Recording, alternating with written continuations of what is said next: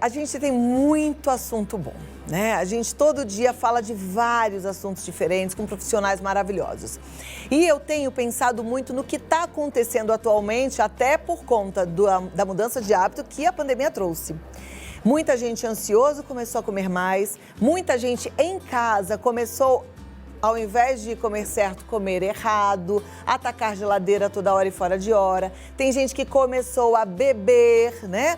Então, gente, a coisa é séria. E principalmente com essa coisa do home office, né? Alguns problemas de saúde se acentuaram. Parece que a turma que tem home office até trabalha mais e aí acaba comendo também de forma toda errada.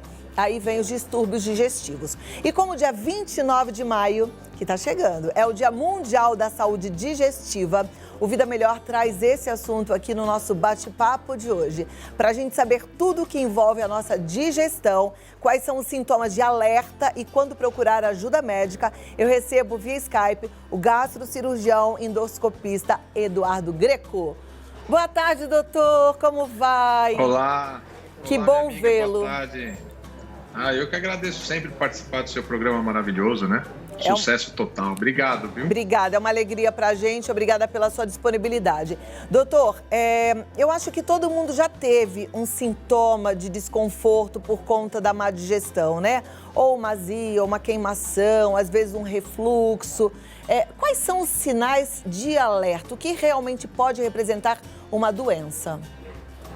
Sim, isso é muito importante, né? E você iniciou muito bem o programa, né, Cláudia, passando, que o pessoal hoje, com a história do home office, muitas pessoas trabalhando muito mais, a ansiedade é grande, as informações e a Covid continua aí trazendo as pessoas, né, num estresse muito importante, quebra da rotina, isso é fundamental, então a pessoa para de ter aquele horário do café da manhã, o horário do almoço, tá em casa, passa toda hora. Então a primeira dica que a gente passa para as pessoas é estabelecer uma certa rotina, né? Tentar manter aquele horário do café como se você estivesse saindo para o seu trabalho, evitar o tempo todo modificar a sua alimentação. Não é porque está em casa que todo o tempo é a comida embutida, é a comida que pede no fast food, porque a partir daí a pessoa vai começar a sentir os efeitos no organismo, que é o que você disse. Quais são esses sinais, né? Começa a ter má digestão, começa a dormir mal, começa a ter aquele estufamento, a barriga estufada, inchada. Do refluxo, a pessoa começa a sentir dor, azia, queimação. Então ela tinha uma rotina, se alimentava legal, de forma saudável, e de repente em casa começa a perceber que, né, a digestão não está legal, eu já não estou aquela mesma pessoa. Eu como e me sinto meio indisposta, né? Tem pessoas que começam a ganhar peso, que nem você bem disse, tá, o sedentarismo por conta de pouca atividade. Então a pessoa precisa perceber isso. Sentiu que está começando a mudar, como você disse, esses primeiros sintomas, né? Tô queimando, tô com dor, tô com uma tosse à noite, né? Acordo no meio da noite tossindo, meu estômago tá estufado. E a saúde digestiva, ela é fundamental a parte intestinal, né, Cláudia? Então, assim, e o meu intestino? Como é que tá o funcionamento do meu intestino? Então, mudou, sentiu que o seu organismo tá diferente, que a digestão tá ruim, que tem alguns sintomas, precisa investigar.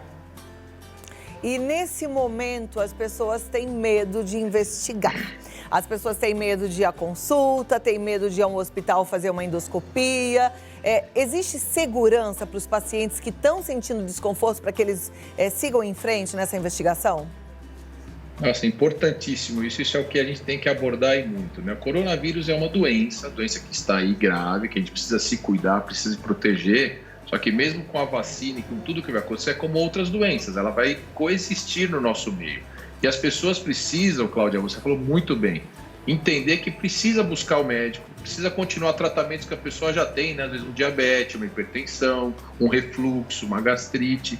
Naquele momento inicial existia muito um pânico, uma incerteza, falta de conhecimento. Nesse momento, hoje, as clínicas, eu estou aqui na minha clínica, mais tarde eu vou começar a atender, tem segurança para isso, né? Tem os protocolos, né? Todos da higienização, distanciamento entre as pessoas, os laboratórios dos hospitais hoje já estão preparados para receber esses pacientes. Então, a pessoa também precisa se cuidar. É claro que tem pessoas num grupo de risco maior que tem que saber o momento correto, como procurar, mas orientando locais corretos é muito melhor, porque senão aumentaram-se, né, taxas de pacientes infartados muito maiores, pacientes com problemas gástricos que de uma gastrite transformaram em úlceras. Então, hoje os hospitais, laboratórios e clínicas já estão preparados. Que bom. Desses sintomas de desconforto, até já fiz uma pauta não faz muito tempo sobre esse assunto, mas ficou devendo ainda. As pessoas perguntaram muito.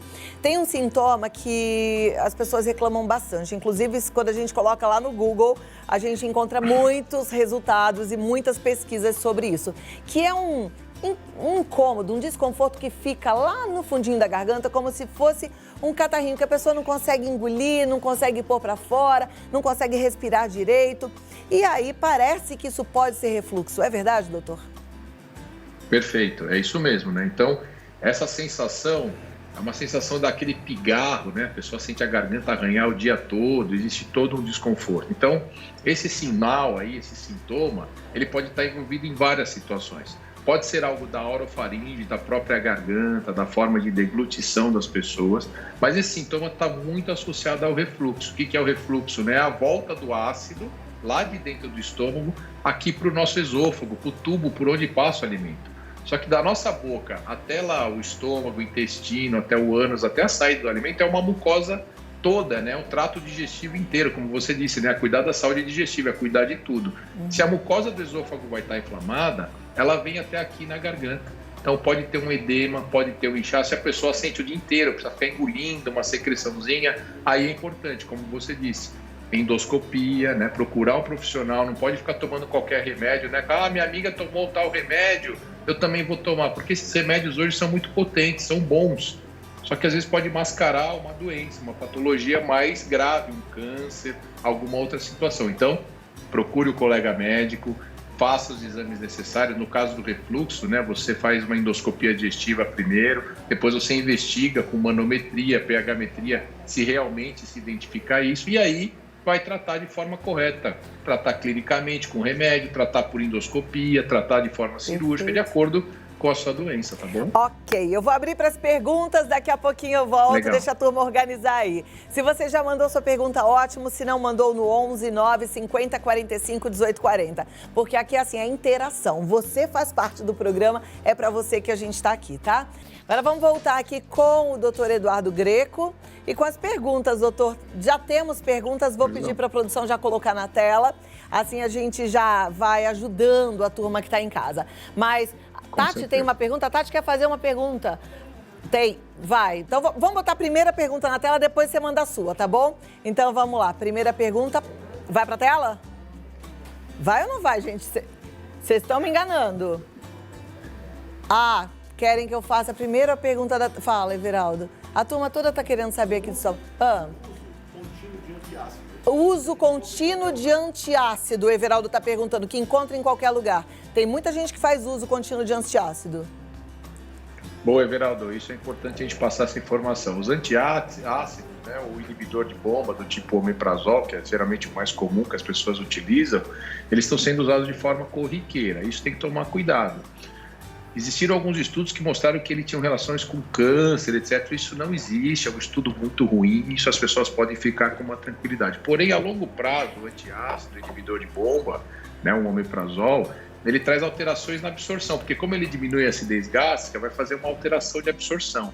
Porém, não é nada tão importante. Se você está com o seu médico acompanhando e utilizando com o médico, fazendo todo esse acompanhamento, não tem problema. Você faz exames para ver se a absorção de vitamina D, de vitamina B, de isso tudo está ok. Porque o que escuta, o que as pessoas têm medo? É porque se você começa a diminuir a absorção de vitaminas, você pode trazer prejuízo lá na frente para o seu organismo, né? Absorve menos cálcio, vai ter problema no osso. Vitamina B, você pode estar relacionado a casos de demência, de Alzheimer. Então, o pessoal se preocupa no uso indiscriminado da medicação. Então, cuidado com antiácidos sem acompanhamento médico. Perfeito. Aqueles que são efervescentes, eles entram na mesma categoria? Não, aí já é, o efervescente o pessoal utiliza de uma forma para tentar aliviar aquele sintoma de imediato. Quando a pessoa está numa crise, com uma dor importante, o efervescente ele vai ajudar naquele momento. Porém, a pessoa tem que entender que aquilo ele diminui a acidez, só que o estômago continua lá e continua produzindo ácido. Então ele vai ajudar naquele exato momento, mas depois a pessoa não está tratando uma patologia, né? Não está tratando uma doença. O refluxo continua lá, a gastrite continua lá, a esofagite continua lá. Então essa medicação é boa para o momento, para uma crise. mas pode mascarar alguma coisa mais séria. Tá, joia. A produção tá pedindo para eu te pedir mais 2 minutinhos para eles organizarem as perguntas e aí eu já volto, tá bom? 2 minutos, rapidinho, eu já tô aqui. Manda. Você que mandou a pergunta, segura, porque o doutor vai responder sim, tá? Deixa eu voltar aqui com o doutor Eduardo Greco. Agora sim, a produção falou, tá, fica calma que as perguntas já estão organizadas. Então você que mandou, Ótimo. vai ter sua pergunta aqui. Vamos colocar na tela a primeira pergunta para o doutor Eduardo Greco, falando sobre digestão. Sinto uma dor de estômago muito forte que só passa ao deitar. É a Marília de Indaiatuba perguntando o que pode ser, doutor. Essa dor que ela refere, né, pode ser uma gastrite intensa que você está tendo, Marília. Pode ser, se a dor for mais alta para a parte aqui do meio do peito, pode ser refluxo. Mas dor ali no estômago, nessa região abdominal, pode ser às vezes um cálculo até de vesícula, né? A pessoa está com o que a gente fala de pedra na vesícula. Então é importante você procurar um profissional. Aí vai ser necessário uma endoscopia, um ultrassom, para a gente tirar as dúvidas. E precisa ver, gente, o corpo sinaliza. Tá doendo? É porque você tem que fazer alguma coisa, né? Não pode ficar, tô com dor e ok. Bora, próxima pergunta, Marília vai procurar um médico, hein, Marília? Maurício de Fortaleza, quais alimentos devemos evitar para não ter muita acidez no estômago? Isso é uma pergunta bem legal. Então, a alimentação, sempre a gente tem que pregar, né, Cláudia? A gente vê, a gente acompanha você nas redes sociais, você tem um conteúdo bem importante, ensinando as pessoas a se alimentar, ser saudável.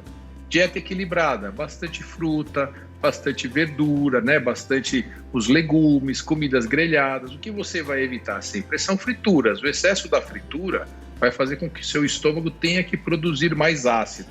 Eu sempre dou um exemplo simples. Você come um frango grelhado, o seu organismo produz uma quantidade X de ácidos. Se você empanar esse frango, colocar farinha, coloca queijo, coloca molho, vai ter que produzir 10 vezes mais ácido. Então, tudo que é fritura, tudo que é gorduroso vai exigir uma acidez maior. Então, para evitar esse excesso de acidez, alimentação saudável, equilibrada. Olha, na hora que você explica, fica fácil, né? Eu tinha dificuldade de pensar assim, por que a turma come uma coxinha e já fica com dor no estômago, já fica com azia? É por isso, muita gordura na coxinha, tem que formar muito ácido para quebrar essa gordura toda. Perfeito. Peguei. É isso daí. Próxima pergunta, vamos para a tela então. A Carla de Cajamar, tenho gastrite e tenho muitas restrições alimentares. O que posso comer com segurança?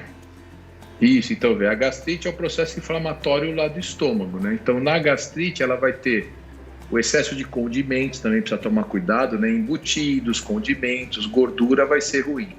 Você, com certeza, tendo uma alimentação, né, com fibras, uma alimentação com legumes, com grelhados, você não vai ter dor, você vai conseguir ter uma alimentação saudável. E claro também, né, Cláudia, é importante lembrar, algumas pessoas possuem algumas intolerâncias, né? Que a gente fala que é intolerância ao glúten, alguns tipos de farinha, intolerância à lactose, que é do leite. Por isso que é importante procurar um profissional para ver se é uma dor de um processo inflamatório agudo, que você orienta uma alimentação e trata, ou se pode ser algo maior, né? Se não adianta você ter uma intolerância ao leite, por exemplo, e não descobrir nunca. Aí sempre que você tomar leite vai ter dor. Por isso a importância da investigação.